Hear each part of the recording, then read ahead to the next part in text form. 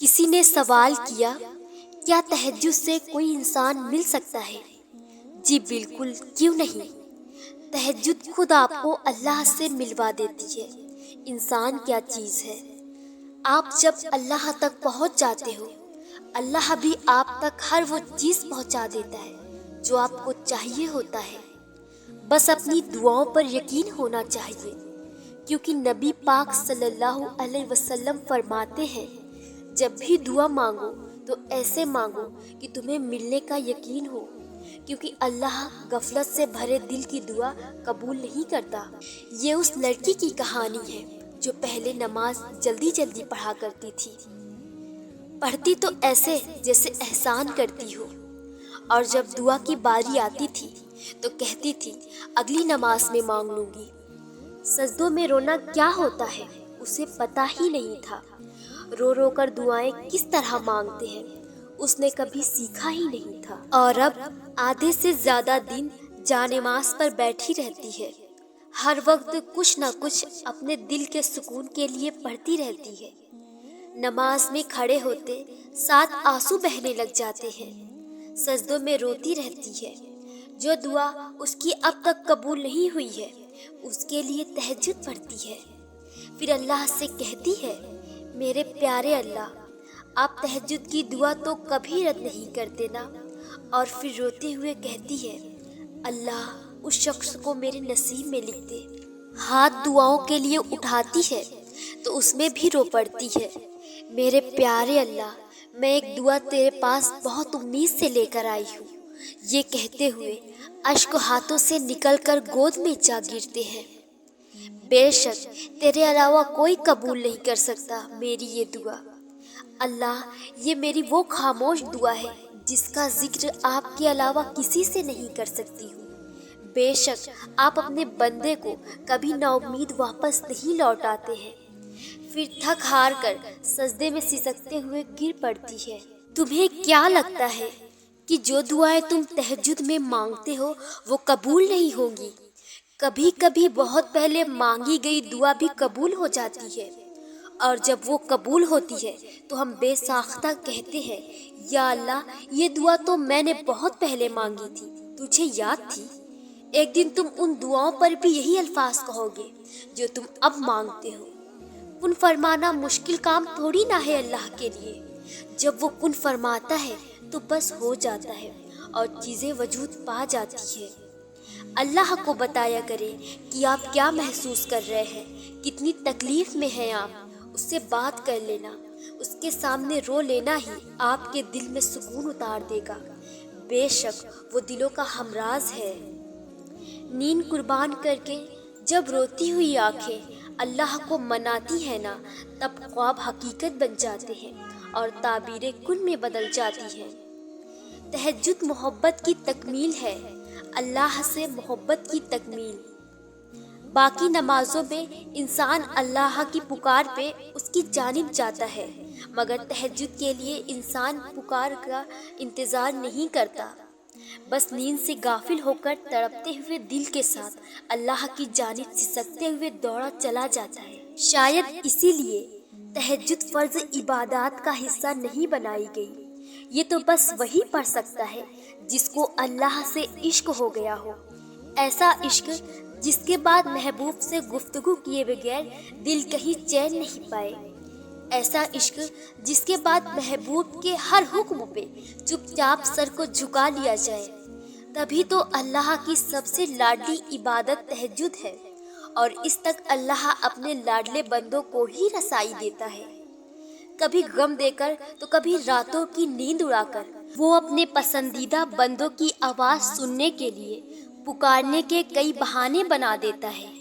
نہ یہ آزمائش ہمیشہ رہتی ہے، نہ یہ مرحلہ مستقل ہے۔ وہ جو عادل ہے وہی کفیل بھی ہے، وہ جو دور لگ رہا ہے تمہیں وہ تمہارے قریب بھی ہے۔ وہ مانگی ہوئی کوئی دعا رد نہیں کرتا، وہ تہجد کے سجدوں کو کبھی ضائع نہیں کرتا۔ جہاں کسی کی پہنچ نہ ہو وہ وہاں سے راستے نکال دیتا ہے۔ تہجد بہت طاقتور عبادت ہے، کیونکہ یہ ثواب یا گناہ کے خوف سے عاری ہے۔ تہجد تک انسان تب پہنچتا ہے جب ساری حسرتیں دل کا ساتھ چھوڑ دیتی ہے، پھر انسان یہ نہیں سوچتا کہ اتنا ثواب ملے گا یا اتنا گناہ ملے گا، تب بس انسان یہ سوچتا ہے کہ اللہ ملے گا، اللہ سے ملاقات ہوگی۔ پھر تہجد کا پہلا سجدہ آخری سجدے کی طرح کیا جاتا ہے، جیسے ابھی جان نکل جائے گی، جیسے ابھی اللہ کی محبت سے دل پھٹ جائے گا۔ بس پھر ہم ہوتے ہیں اور اللہ ہوتا ہے، پھر وہ سب مکمل ہو جاتا ہے جو کبھی ادھورا رہ گیا ہو۔ تہجد سے بڑی عشق کی کوئی دلیل نہیں۔ دعا اس چیز کو بھی تم تک کھینچ لاتی ہے جو تمہارے نصیب کا حصہ نہیں ہوتی۔ معجزے یقین کے دھاگے پر ٹکے ہوتے ہیں۔ سکون سے لے کر بے بسی تک کے سہارے اختیارات صرف اللہ کے ہیں۔ ایسا نہیں ہے کہ لکھا ہوا نصیب بدل نہیں سکتا، ایسا نہیں ہے کہ جو چھین گیا ہے وہ اب واپس نہیں مل سکتا۔ جو چیز اللہ نے تمہارے لیے لکھ دی ہے، اگر 7 زمینوں اور 7 آسمانوں میں رہنے والی ہر شے ایڑی چوٹی کا زور بھی لگا لے، تب بھی تمہاری اور اس کی راہ میں رکاوٹ نہیں بن سکتی۔ اور جس کو اللہ نے تمہارے لیے نہیں لکھا، اس کو دعا کے علاوہ کائنات کی کوئی بھی چیز تم تک نہیں لا سکتی۔ جیسے حالات بدلتے ہیں ویسے ہی مقدر بھی بدلتا ہے، لیکن ہر چیز کے ہونے کو ایک مقرر وقت درکار ہے۔ تمہیں پورا حق ہے ان خوابوں کے لیے لڑنے کا جن کی تعبیریں تم نے دیکھی ہے، کیونکہ جب اللہ تمہارے دل میں کسی کا خیال پیدا کرتا ہے تو وہ چاہتا ہے کہ تم اسے مناؤ، اسے وہ چیز تمہیں دینے پر آمادہ کرو۔ بار بار جھولی پھیلاؤ، بار بار اسے پکارتے رہو تاکہ وہ کن فرما سکے اور تمہاری فرمائش پوری کر سکے۔ مانگنے کا حق اس نے تمہیں دیا ہے۔ جب اس نے سورہ آل عمران میں فرما دیا ہے کہ دعا پہاڑوں کو بھی ان کی جگہ سے سرکا سکتی ہے، تو قبولیت کا شک تو بنتا ہی نہیں۔ اللہ نے مقدر لکھنے کا اختیار تمہیں دیا ہے کہ چاہو تو دعا کا تسلسل بڑھا لو اور چاہو تو مایوس بیٹھ جاؤ۔ مت بھولو کہ تمہارا کام صرف التجا کرنا ہے، تدبیریں تو وہ خود نکالتا ہے۔ جب وہ کسی کام کے ہونے کا سوچ لیتا ہے تو وہ اس کام کے مکمل ہونے کا اشارہ کر دیتا ہے۔ بس پھر جو ممکن ہو اور جو ناممکن ہو سب ہو جاتا ہے۔ وہ محبت کس قدر پرخلوص ہوگی جسے تہجدوں میں مانگا گیا ہو۔ پتہ ہے محبت کیا ہے؟ نماز سے کسی کو تہجد پہ لے آنا۔ تہجد کی دعائیں اللہ نے بس کن کہنے کے لیے بنائی ہے۔ اور جانتے ہو سکون کیا ہے؟ اپنے رب سے اکیلے میں بیٹھ کر گفتگو کرنا۔ وہ دکھ جو رات بھر سونے نہیں دیتے، ان کی مرہم تہجد میں موجود ہے۔ تہجد ہر اس شخص کے لیے تحفہ ہے جو اللہ سے سچی محبت کرتا ہے۔ نصیب ہار جاتا ہے تہجد کی دعاؤں کے سامنے۔ تہجد کی ایک دعا ساری زندگی بدل دیتی ہے۔ تہجد میں چھپا ہے کن کا راز۔ تہجد کے وقت اگر آپ کی آنکھ کھلے تو سمجھ لیں نماز کے لیے بلاوا آسمان سے آیا ہے۔ تہجد میں آنکھ سے گرنے والے آنسو اکثر دعاؤں کی قبولیت کا وسیلہ بن جاتے ہیں۔